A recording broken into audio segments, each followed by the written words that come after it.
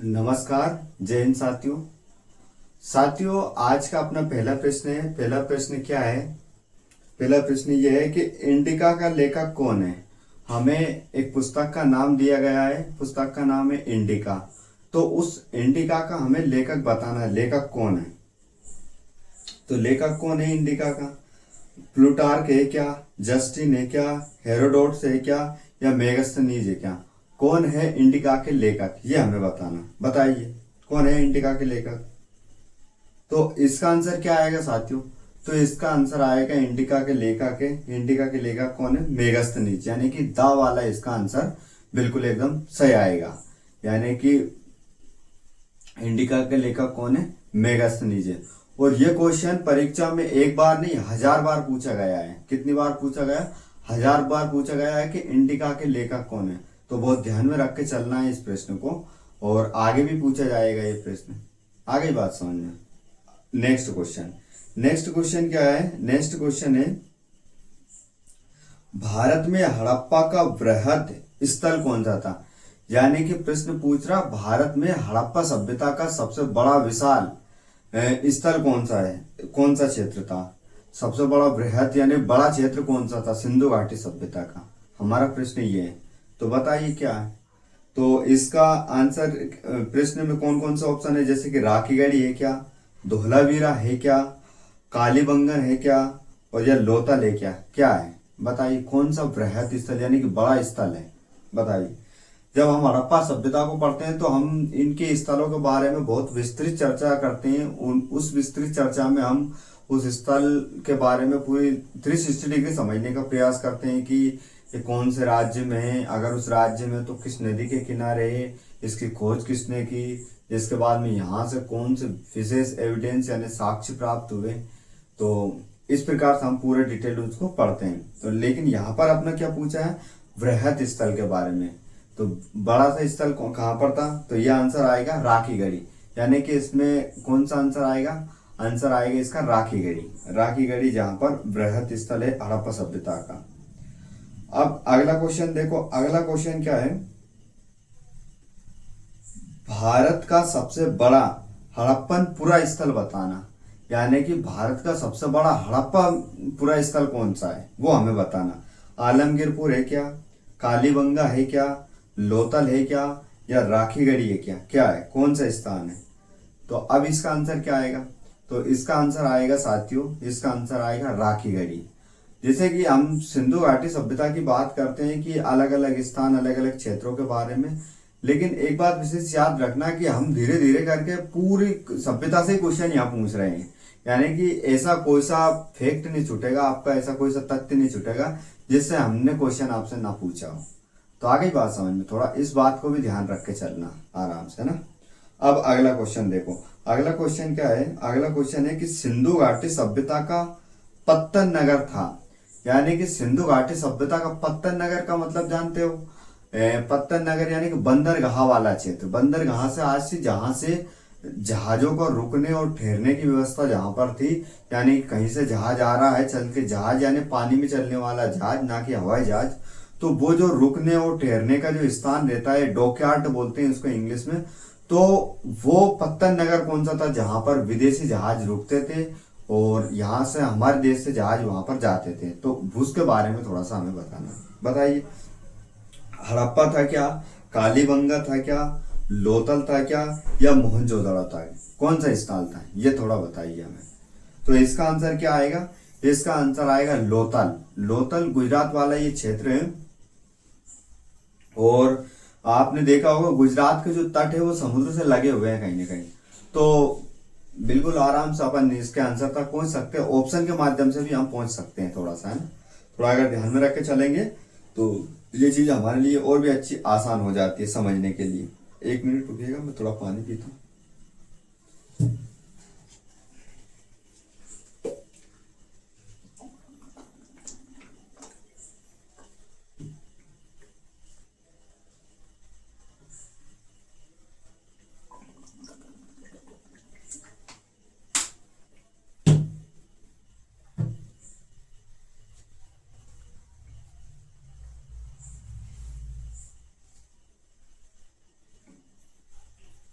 चलो अब आ जाओ अपने अगले क्वेश्चन पे।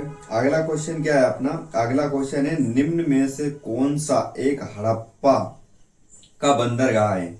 अब हमें हड़प्पा का एक बंदरगाह के बारे में थोड़ा सा बताना है। कौन सा हड़प्पा का एक बंदरगाह है? शायद हमने पहले जो प्रश्न था उसमें कुछ चर्चा की होगी, अगर उसको उसे वो थोड़ा आपके ध्यान में होगा तो इस क्वेश्चन के आंसर पर आप आसानी से पहुंच सकते हो, उसमें कोई दिक्कत वाली बात है नहीं। जैसे कि सिकंदरिया है क्या, महास्थानागढ़ है क्या, लोथल है क्या, या नागपट्टनम है क्या? बताइए कौन सा है। तो अब इसका आंसर क्या आएगा साथियों? इसका आंसर आएगा बताइए कौन सा आएगा? तो इसका आंसर आएगा वही लोथल, यानी कि डॉकयार्ड, लोथल, पत्तन नगर, ये सब में कहीं एक न एक ही नाम हमें देखने को अधिकतर मिलेगा, वो नाम है लोथल। आ गई बात समझ? अब अगला प्रश्न, तो अगला प्रश्न क्या है? ददेरी एक परिवर्तित हड़प्पी स्थल है, यानी ददेरी नाम का एक स्थल है, एक क्षेत्र है जो कि हड़प्पा कालीन क्षेत्र है। और वो भी कौन सा हड़प्पा कालीन है? परवर्ती यानी पूर्ववर्ती वाला क्षेत्र है। तो ये कहाँ पर है? जम्मू का है क्या, या पंजाब का है क्या, या हरियाणा का है क्या, या उत्तर प्रदेश का है क्या? कहाँ का ये स्थल है? परवर्ती हड़प्पा स्थल है ये। तो बताइए कौन सा, या पूर्व का स्थल बोल सकते हैं इसको एक तरीके से। तो ये कहाँ का है? इसका आंसर क्या आएगा? इसका आंसर आएगा बे वाला, यानी कि पंजाब है। कौन सा है? पंजाब है। अब अगला क्वेश्चन क्या है? अगला क्वेश्चन ये है साथियों, जैसे कि हड़प्पा संस्कृति के संदर्भ में शैलकृत स्थापत्य के प्रमाण कहाँ से मिलते हैं? हड़प्पा संस्कृति के संदर्भ में शैलकृत स्थापत्य के प्रमाण कहाँ से मिलते हैं? तो बताइए कहाँ से मिलते हैं हमें शैलकृत हड़प्पा स्थल के प्रमाण? कालीबंगा से मिलते हैं क्या, धोलावीरा से मिलते हैं क्या, कोटदीजी से मिलते हैं क्या, या आमरी से मिलते हैं क्या? कहाँ से मिलते हैं? तो इसका आंसर क्या आएगा साथियों? इसका आंसर आएगा धोलावीरा। कहाँ से मिलते हैं? ये मिलते हैं हमें धोलावीरा से। आगे बात समझ में? अगला क्वेश्चन सुनो। अगला क्वेश्चन क्या है? मृगपट्टिका पर उत्कीर्ण सींग युक्त देवता की कृति प्राप्त होती है।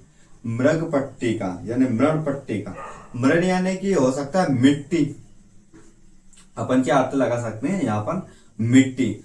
तो मिट्टी की एक पट्टिका है, यानी कि मिट्टी का एक ऐसा सांचा है, या एक ऐसा ईंट जैसा कुछ गुटका मान सकते हैं अपन, वो है, और जिस पर एक सिंह युक्त देवता बैठा हुआ है। देवता की कृति प्राप्त होती है। कृति यानी उत्कीर्ण, यानी कि उस पर उकरा हुआ प्राप्त होता है। तो वो कहाँ से प्राप्त होता है हमें?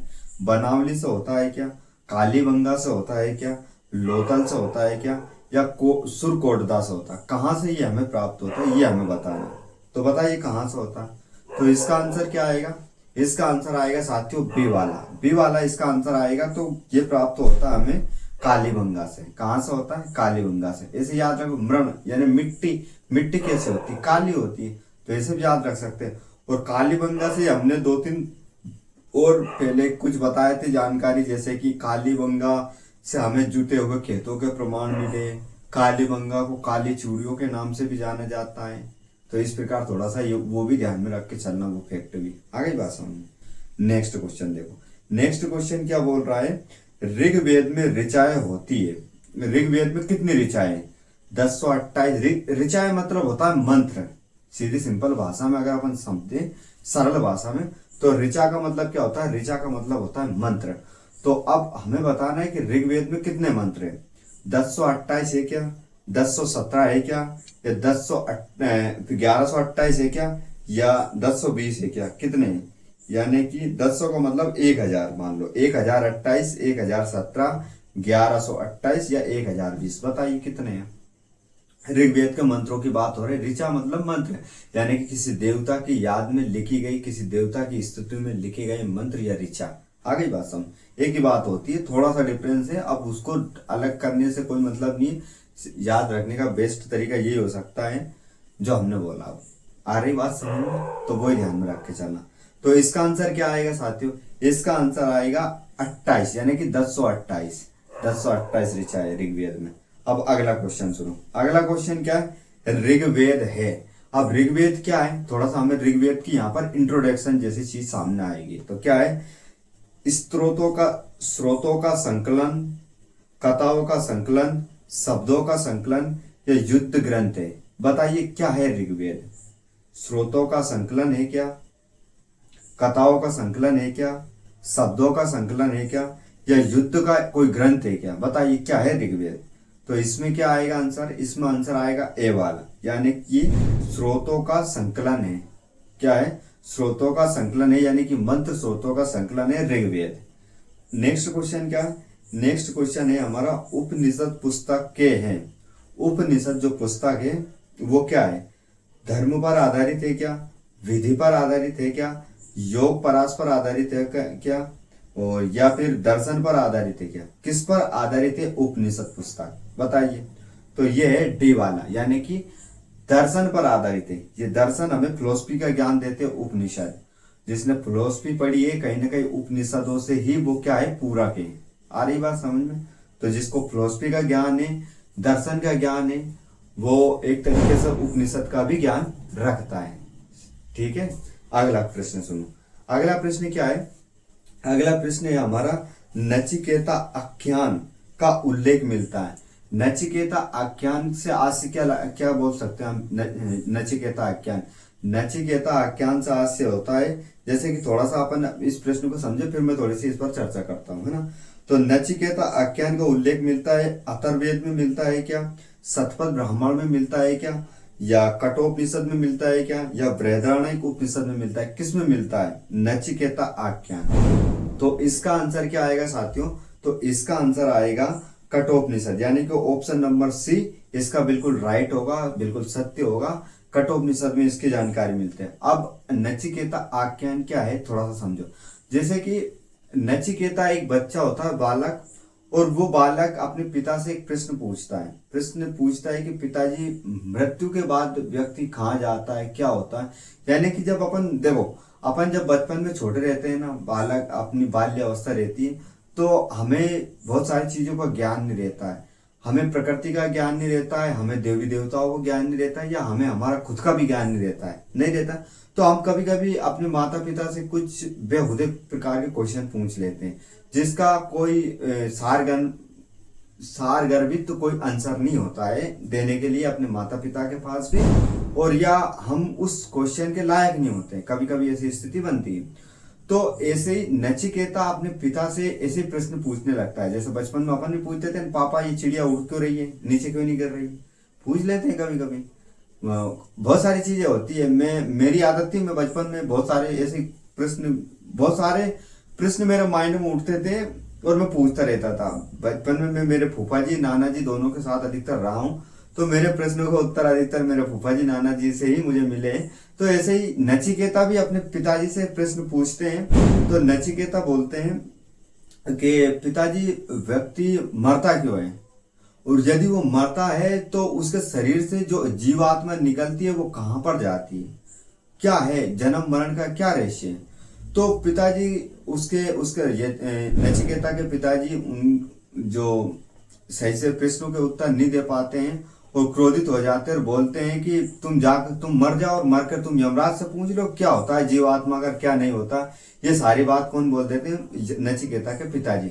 तो नचिकेता मर जाता है। मरने के बाद में क्या करता है? अपने प्राण त्याग देता है, शरीर छोड़ देता है और यमराज के पास पहुंच जाता है। तो वहां पर नचिकेता यमराज से क्वेश्चन करता है कि प्रभु व्यक्ति जीवात्मा क्या है, क्या जीवात्मा नश्वर है, ना तो इसका जन्म होता है ना ये मरती है, तो आखिर मरता क्या है? तो इस प्रकार से नचिकेता बहुत सारे सवाल किससे करते हैं? यमराज से करते हैं। और यमराज भी उन्हें बिल्कुल सारगर्भित और एकदम शांतिपूर्ण तरीके से और व्यवस्थित उत्तर देते हैं नचिकेता, और उन प्रश्नों से संतुष्ट होकर वापस नचिकेता कहाँ पर आ जाता है? अपने शरीर में। उनकी जीवात्मा वापस उनके शरीर में चली जाती है और फिर उन्हीं प्रश्नों के जो क्वेश्चन नचिकेता के माइंड में घूम रहे थे वो प्रश्न अपने पिताजी को बोलते हैं और उसके उत्तर भी देते हैं। तो फिर वो ये वाक्य निकल के आता है कि मैं पिताजी यमराज से स्वयं इन प्रश्नों के उत्तर पूछ के आया हूँ। तो बहुत अच्छा संवाद है। कहीं अगर यूट्यूब पर देखने को मिल सकता है ये यम नचिकेता संवाद, तो आप जरूर देखना। बहुत ही मतलब अच्छे से यमराज ने क्वेश्चनों का आंसर दिए हैं। और अच्छा संवाद है। मैंने सुना है जैसे कि गार्गी याज्ञवल्क्य संवाद हुआ, यम नचिकेता संवाद हुआ, इन चीजों को आप थोड़ा देखो तो मतलब इसको ही तो बोलते हैं दार्शनिक ज्ञान लेना, फिलोसफी का नॉलेज लेना, तो थोड़ा समझ आएगी चीजें। आ गई बात समझ। अब अगला क्वेश्चन सुन लो। अगला क्वेश्चन क्या है, अगला प्रश्न है हमारा, ऋग्वेद का कौन सा मंडल पूर्णतः सोम को समर्पित है? यानी कि ऋग्वेद का कौन सा मंडल है जो सोम देवता को समर्पित है? तो बताइए कौन सा मंडल है? सातवां मंडल है क्या, आठवां मंडल है क्या, नौवां मंडल है क्या, या 10वां मंडल है क्या? कौन सा मंडल है जो कि किसको समर्पित है? सोम देवता को समर्पित है। बताइए कौन सा मंडल है? तो सोम देवता को समर्पित है नौवां मंडल। अब नौवां मंडल कहां पर है? ऑप्शन नंबर सी में है। यानी कि सोम देवता जिसे भगवान जैसे इंद्र है, इंद्र के स्वभाव में एक देवता है सोम। सोम को पे यानी कि पेय पदार्थ का देवता बोला जाता है, सोमरस का पान करना ऐसा बोला जाता है। सोम मुंजवंद चोटी पर एक ऐसा पौधा था जहां की जिसकी जड़ों को घोलकर पिया जाए तो ऐसा अद्भुत आनंद की अनुभूति होती है कि व्यक्ति को लगता है अगर चलता है तो मैं हवा में उड़ रहा हूं, और व्यक्ति मस्ती करता है तो ऐसा लगता है कि मदमस्त हाथी की तरह आसमान में विचरण कर रहा है। यह सोम को पीने के बाद में व्यक्ति के अंदर होने वाली प्रतिक्रियाएं हैं। यानी मैंने किताबी भाषा में इसको बोल दिया है, तो समझने का प्रयास करना। इस प्रकार की वो स्थिति बनती है किसके? सोम रस का पान करने के बाद में। तो वही पूछा गया है कि सोम को समर्पित मंडल कौन सा है? कि नौवां मंडल है। ऋग्वेद का नौवां मंडल पूरा सोम देवता को समर्पित है। और सोम देवता के बारे में हमने जब थ्योरी में पढ़ा था तो बहुत अच्छे से चर्चा की थी, है ना? ठीक है। अगला, और आर्यों का सबसे प्रिय पदार्थ भी सोम ही था, सोमरस। नेक्स्ट क्वेश्चन क्या है? भारतीय संस्कृति के अंतर्गत रित का अर्थ है, रित का क्या अर्थ है? भारतीय संस्कृति के अंतर्गत रित का क्या अर्थ है ये बताइए। प्राकृतिक नियम है क्या, कृत्रिम नियम है क्या, मानवीय नियम है क्या, या सामाजिक नियम है क्या? रित मतलब एक तरीके से हम समझ सकते हैं ऋण। रित का मतलब एक तरीके से हम समझ सकते हैं, उदाहरण के लिए ऋण। देखो रित एक अलग ही है, लेकिन मैं समझाने के लिए आपको ऋण से कनेक्ट करूंगा तो ये क्वेश्चन आपको बहुत अच्छे से समझ आ जाएगा, आप अच्छे से डील कर पाओगे इस क्वेश्चन को। कैसे समझेंगे अपन? हम समझेंगे जैसे कि भारतीय संस्कृति के अंतर्गत रित का अर्थ क्या है। रित का अर्थ है प्राकृतिक नियम, कृत्रिम नियम, मानवीय नियम और सामाजिक नियम। तो अब इसका आंसर क्या आएगा? इसका आंसर आएगा ए वाला, यानी कि प्राकृतिक नियम। अब रित को लाओ ऋण से कनेक्ट करो। ऋण यानी कि हमें प्रकृति के हमारे ऊपर कुछ ऋण है, कुछ प्रकृति ने हमारे ऊपर कुछ ऋण कर रखे। उन ऋणों को उतारने के लिए हमें प्रकृति के कुछ नियमों का पालन करना पड़ेगा। आ गई बात समझ में? प्रकृति ने हमारे ऊपर कुछ उपकार कर रखे, हम उन उपकारों को उतारने के लिए हमें प्रकृति का नियमों का पालन करना चाहिए। जैसे कि हमें पेड़ पौधों को नहीं काटना चाहिए, हमें उन प्राकृतिक वस्तुओं व प्राकृतिक चीजों के साथ यानी कि छेड़छाड़ नहीं करना चाहिए जो प्रकृति द्वारा प्रदत्त, जैसे औषधीय पौधा हो गए, कुछ महत्वपूर्ण घाटियां हो गई, कुछ महत्वपूर्ण प्रकृति द्वारा प्रदत्त बांध हो गए, तालाब हो गए, कुछ महत्वपूर्ण जीव जंतु हो गए। उनका हमें संरक्षण करना चाहिए, ना कि उनका हमें अहित करना चाहिए या उन्हें नुकसान पहुंचाना चाहिए।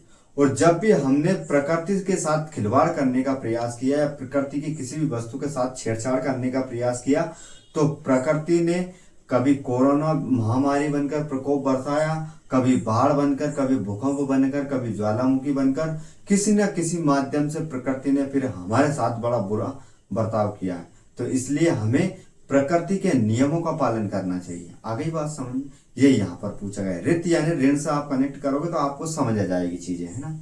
रित की अवधारणा भी है, आगे पढ़ेंगे अपन उसको भी। अब अगला क्वेश्चन देखो। अगला क्वेश्चन है, प्राचीन भारत में निशाका जाने जाते थे। निशाका और निशाक का एक शब्द और एक निष्क भी एक शब्द है। तो बताइए निशाका क्या है? स्वर्ण का आभूषण है क्या, गाय है क्या, तांबे के सिक्के हैं क्या, या चांदी के सिक्के हैं? क्या है निशाका? बताइए क्या है निशाका? तो हमें क्या है निशाका? तो निशाका है एक तरीके से, निशाका क्या है? तो निशाका क्या है हमारे लिए? स्वर्ण का आभूषण है। और एक और शब्द आता है निशाका की जगह निष्क। निष्क का मतलब होता है स्वर्ण का टुकड़ा। इसमें आभूषण बोल दिया, और आभूषण किसका बना होता है? स्वर्ण का, सोने का टुकड़ा या स्वर्ण का आभूषण, ये भी अपन। यानी कि अगर दोनों प्रकार से शब्द पूछे जाए तो अपने को कंफ्यूज बिल्कुल नहीं होना है, बिल्कुल हमें ये आंसर लगाना है, स्वर्ण का टुकड़ा या स्वर्ण का आभूषण। आ गई बात समझ में? और एक और ऑप्शन भी पूछ सकते हैं, गले का हार, ये भी बोल सकते हैं अपन इसको। ठीक है, अगला प्रश्न सुनो। अगला प्रश्न क्या है? निम्नलिखित में से किसने आर्यों के आदि देश के बारे में लिखा है? निम्नलिखित में से किसने आर्यों के आदि देश के बारे में लिखा है? तो आर्यों का आदि देश क्या है उसके बारे में किसने लिखा है? तो शंकराचार्य ने लिखा है क्या? एनी बेसेंट ने लिखा है क्या? विवेकानंद ने लिखा है क्या? या बाल गंगाधर तिलक ने लिखा है? किसने लिखा है आर्यों के बारे में, आर्यों के देश के बारे में? तो ये लिखा है ऑप्शन नंबर डी, इसका आंसर आएगा बाल गंगाधर तिलक ने लिखा है। आ गई बात समझ में? अगला प्रश्न, तो अगला प्रश्न क्या है हमारा? अगला प्रश्न है हमारा, गोत्र शब्द का प्रयोग सर्वप्रथम हुआ था। यानी कि गोत्र शब्द का प्रयोग अगर सबसे पहले हुआ था तो कहां पर हुआ था, यह हमें बताना है। थोड़ा सा बताइए, गोत्र शब्द का प्रयोग कहां पर हुआ था? तो गोत्र शब्द का प्रयोग हुआ था अथर्ववेद में हुआ था क्या? ऋग्वेद में हुआ था क्या? सामवेद में हुआ था क्या? या यजुर्वेद में हुआ था? कहां पर गोत्र शब्द का प्रयोग हुआ था बताइए? तो इसका आंसर आएगा साथियों, इसका आंसर आएगा हमारा ऋग्वेद। ऋग्वेद इसका आंसर आएगा। और आप थोड़ा सा सुनो गोत्र के बारे में। गोत्र क्या है? जैसे कि गोत्र शब्द जहां पर हम गायों को या गोधनों को रखते थे, और तो उसको, उस स्थान को बोला जाता गोत्र। क्या बोला जाता? गोत्र बोला जाता। लेकिन गोत्र का नाम किसके आधार पर पड़ता है? यानी कि अगर मुझे किसी वंश की स्थापना करनी है, यानी मुझे कोई वंश बसाना है सबसे पहले, तो मैं उस वंश का सबसे पहला प्रथम पुरुष रहूंगा। यानी कि जो हमारा प्रथम पुरुष था, यानी कि जो भी हमारे उस गोत्र, यानी कि जैसा कि हमारा जो पूर्वज था पहला, जिसने हमें बसाया, उस व्यक्ति के नाम के आधार पर गोत्र का नाम रखा जाता है। जैसे कि मान लीजिए मैं किसी आगे चल के कोई समाज का एक पितृपुरुष बनूंगा, तो मेरा नाम क्या है? मेरा नाम मान लीजिए बाबा हिस्ट्री वाला है ना? तो उदाहरण के लिए मेरा नाम बाबा हिस्ट्री वाला हो गया, तो बाबा हिस्ट्री वाला के बाद में जो इसकी संतान होगी, उसका पुत्र पुत्र पुत्र के भी पुत्र होंगे, तो उन सबका गोत्र क्या बन जाएगा? क्या बन जाएगा? उनका गोत्र बन जाएगा हिस्ट्री वाला गोत्र। क्या बन जाएगा? हिस्ट्री वाला गोत्र। जैसे कि अमिताभ बच्चन, अब ये बच्चन तो थे नहीं, लेकिन इनके पिताजी बच्चन लगाते थे। क्या लगाते थे? बच्चन लगाते थे, तो ये सब बच्चन बच्चन लगाने लग गए। इसी प्रकार जैसे कि जवाहरलाल नेहरू, अब नहर के किनारे रहने के कारण नहर, तो उधर क्या लगाने गए? जवाहरलाल के पीछे नेहरू लगाने लगे, तो नेहरू के बाद में जितने वो सब नेहरू नेहरू लगाने गए। जैसे गांधी थे, गांधी परिवार थे, अब गांधी के बाद में जितने हो गए तो राहुल गांधी, सोनिया गांधी, इंदिरा गांधी, फलाना ठिकाना, सब गांधी गांधी लगने लग गए। तो क्या होता है, इस प्रकार जब उनका मेन पितृपुरुष होता है, उस पितृपुरुष के नाम के आधार पर गोत्र का नाम लिखा जाता है या रखा जाता है। आ गई बात समझ? गोत्र का सीधा सिंपल ये अर्थ। और गोत्र की एक विशेषता होती है, यानी कि जिस गोत्र के अपन है उस गोत्र में अपनी शादी कभी नहीं होगी।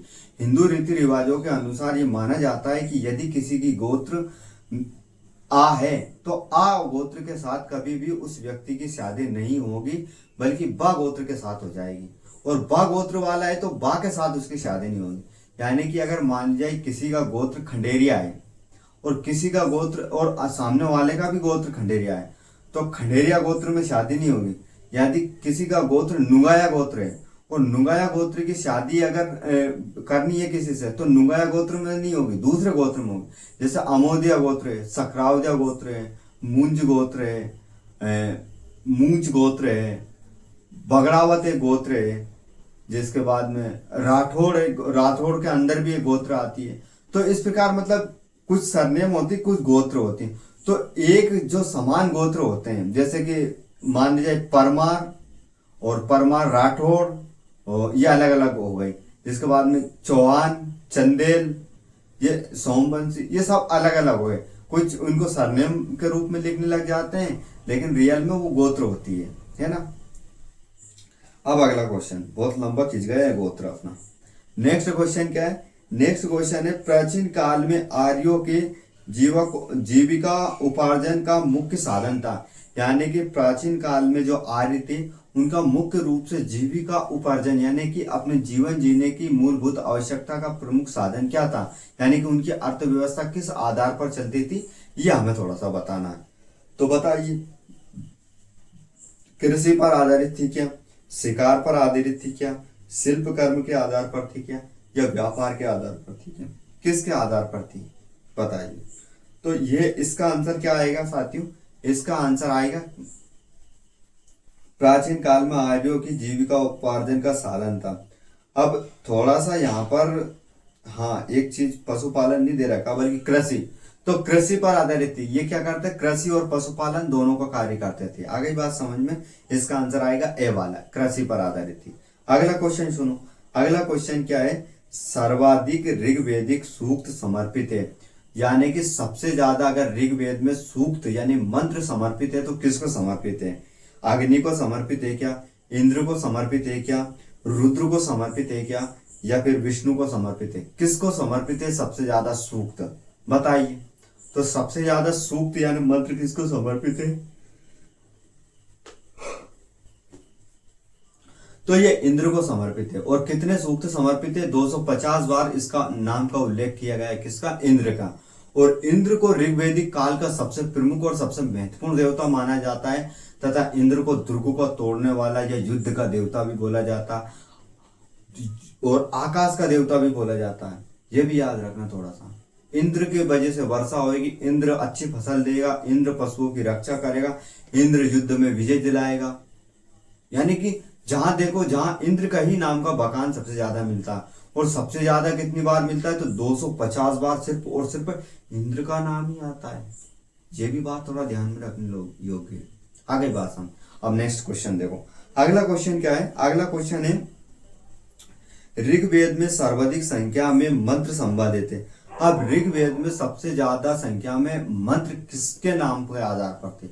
अब हमें ऑप्शन में एक नाम देख ला, इंद्र का नाम तो नहीं है। इंद्र के बाद में सबसे ज्यादा नाम किसका आता है? जैसे कि अग्नि से है क्या, वरुण का है क्या, विष्णु से है क्या, या यम से है क्या? तो इसका आंसर क्या आएगा अपने साथियों? थोड़ा सा आंसर पर जाना हो। अग्नि से है क्या, वरुण से है क्या, विष्णु से है क्या, या यम से? किससे संबंधित मंत्र? तो यहां पर आंसर आएगा अपना अग्नि, आ वाला, यानी कि आ वाला इसमें आंसर आएगा। और अग्नि का कितनी बार उल्लेख किया गया?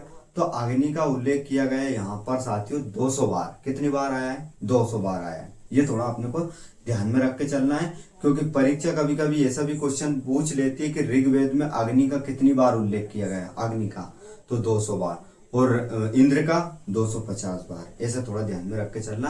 यानी कि बहुत सारे जो इंपोर्टेंट देवी देवता है ये उनका हमने दे रखा, प्रश्न आगे मिलेगा जिसमें अपने वो कवर हो जाएगा। ठीक है, अगला क्वेश्चन सुनो। तो अगला क्वेश्चन क्या है? अगला क्वेश्चन है गायत्री मंत्र किस पुस्तक में मिलता है? गायत्री मंत्र किस पुस्तक में मिलता है ये थोड़ा सा हमें बताना है। तो बताइए, उपनिषद में मिलता है क्या, भगवत गीता में मिलता है क्या, ऋग्वेद में मिलता है क्या, या यजुर्वेद में मिलता है? किस में मिलता है गायत्री मंत्र? तो गायत्री मंत्र के बारे में थोड़ा बताइए।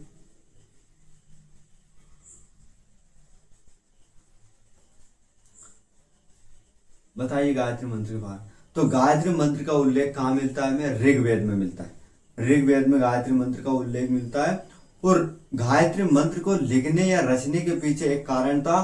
गुरु विश्वामित्र के द्वारा गायत्री मंत्र को लिखा गया था। तो विश्वामित्र ने गायत्री मंत्र को लिखा था अन आर्य को आर्य बनाने के लिए। ये अन आर्य को आर्य बनाने के लिए क्या कौन सा मंत्र लिखा गया था? गायत्री मंत्र। और ये भोर की देवी सावित्री को समर्पित ये गायत्री मंत्र है, ना कि सूर्य भगवान को समर्पित है। अपन बहुत बार ये सब पढ़ते हैं, नहीं, गायत्री माता को समर्पित। गायत्री माता को कोई समर्पित, सरस्वती माता को कोई ये मंत्र समर्पित नहीं है। ये भोर की देवी को, गायत्री को समर्पित ये मंत्र है। किसको है? भोर की देवी को समर्पित ये मंत्र है। आ गई बात समझ में? ये थोड़ा ध्यान में रख के चलना, ना कि सरस्वती माता को। हम सुबह सुबह स्कूल में बोलते हैं ओम भूर्भुवस्सुः तस्या विदुर्वरेण्यं भर्गो देवस्य धीमहि धियो यो नः प्रचोदयात्। तो इसका आशय ये नहीं है कि हम सरस्वती माता से प्रार्थना कर रहे हैं कि माता हमें सद्बुद्धि विद्या दो।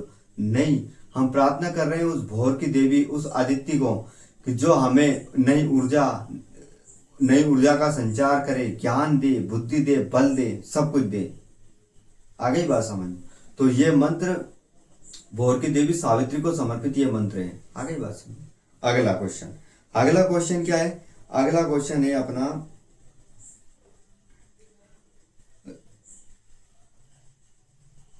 गायत्री मंत्र की रचना किसने की थी? अब हमने उस क्वेश्चन में इसके बारे में थोड़ा सा डिटेल कर दिया था, तो इसमें हमें आंसर बताना है। गायत्री मंत्र की रचना की थी वशिष्ठ ने की थी क्या, विश्वामित्र ने की थी क्या, इंद्र ने की थी क्या, या परीक्षित ने की थी?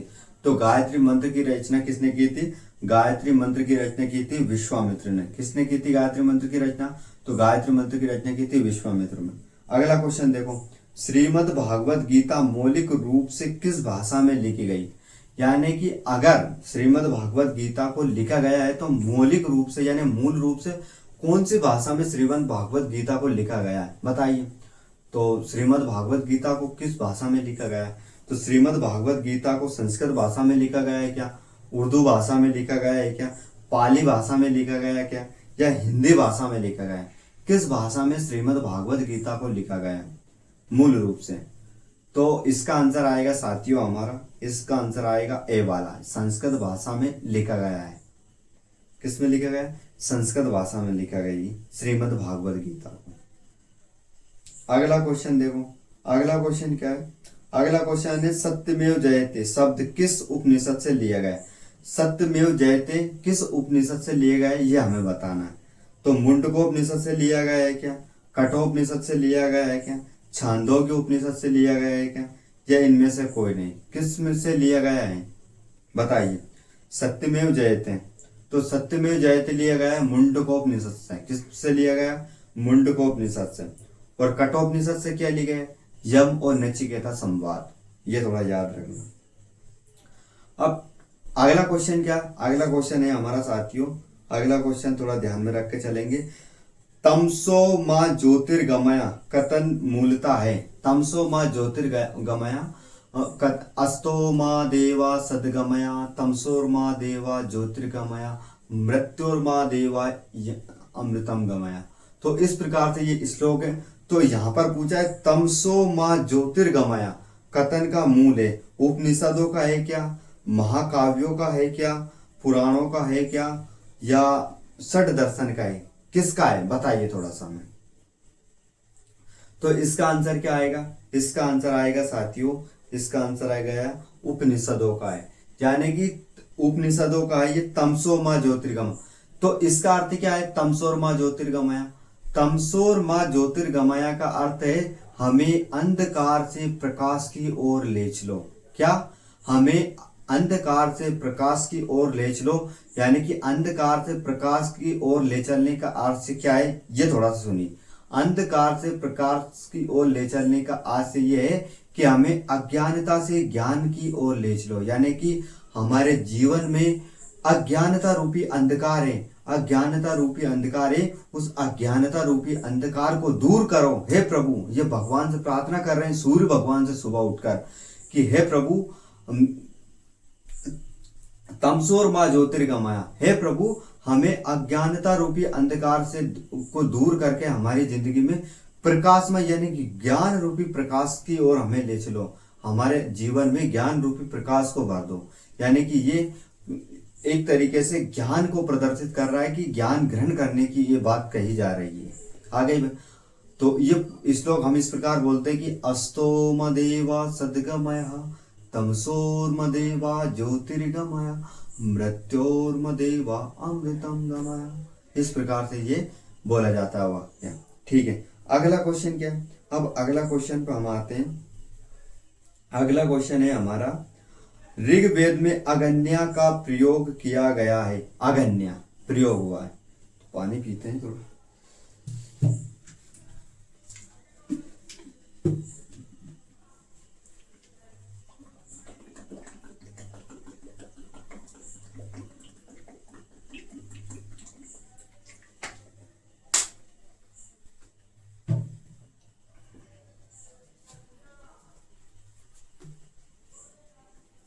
ऋग्वेद में क्वेश्चन क्या है, ऋग्वेद में अगन्या का प्रयोग किया गया है। अपना क्वेश्चन है ऋग्वेद में अगन्या, अगन्या का प्रयोग हुआ है किसके रूप, बकरी के लिए हुआ क्या, गाय के लिए हुआ क्या, हाथी के लिए हुआ क्या, या घोड़े के लिए हुआ, किसके लिए हुआ। अब ऋग्वेद की बात चल रही, ये वैदिक कालीन बात चल रही, मतलब आर्यों के समय की बात चल रही। किसके समय की बात चल रही, आर्यों के समय की, यानी लगभग 1500 ईसा पूर्व, 1500 ईसा पूर्व के आसपास की बात चल रही है बेसिकली। अब ऋग्वेद की बात चल रही है। और अगन्या शब्द, अगन्या का मतलब होता है ना मारे जाने योग्य, यानी कि जिसकी हत्या नहीं की जा सकती, जिसको मारा नहीं जा सकता, उसका अर्थ क्या होता, अगन्य होता। तो अब हम थोड़ा सा रिलेट करते हैं। रिलेट कैसे करते हैं, अगन्य हमें शब्द दिया गया, अगन्य शब्द दिए गए, न मारे जाने योग्य पशु। बात हो रही वैदिक काल, और वैदिक काल में आर्य लोग थे, और आर्य लोग सबसे ज्यादा पशुपालक थे, और पशुओं में सबसे ज्यादा किसका पालन करते थे, गायों का पालन करते थे। कई बार गायों को लिए युद्ध भी हो जाता था, जिसको गवष्टि बोला जाता। क्या बोला जाता था, गवष्टि बोला जाता था। गायों के लिए कई बार युद्ध हो जाता था, उस युद्ध को बोला जाता था गवष्टि। और जब गाय संध्या के समय जब निकलती थी तो उसको क्या बोला जाता, गोधुली बेला, यानी कि गाय के आने का समय। और जो पुत्री गाय को दूध दोहने का काम करती थी उसको बोला जाता दुहित्री, दुहित्री, है ना।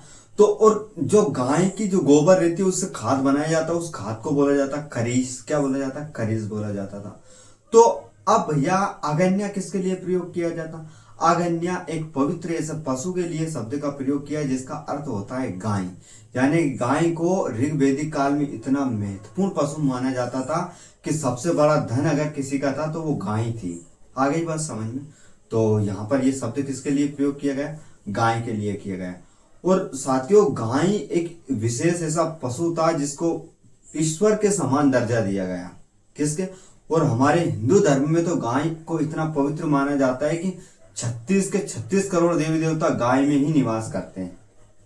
आगे बात समझ। और एक और बहुत अच्छी कॉन्सेप्ट की बात बताओ कि जैसे जब गाय के शरीर में भगवानों ने अपना अपना स्थान ग्रहण करने का प्रयास किया था ना, तो सबसे पीछे रह गई थी माता लक्ष्मी। कौन रह गई थी, माता लक्ष्मी।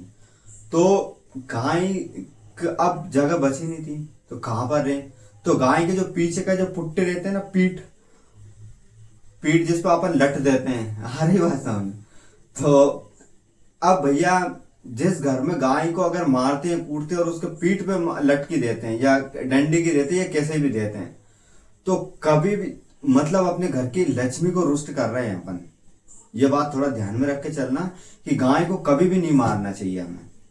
अरे बस, और हम खास करके क्या करते हैं, गाय के पीठ पे लट देते हैं।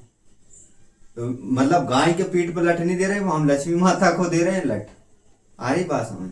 तो इस बात को थोड़ा ध्यान में रख के चलना, गाय को कभी नहीं मारना चाहिए, गाय को नहीं मारना चाहिए। उसके पीठ पे हमें क्या करना चाहिए, और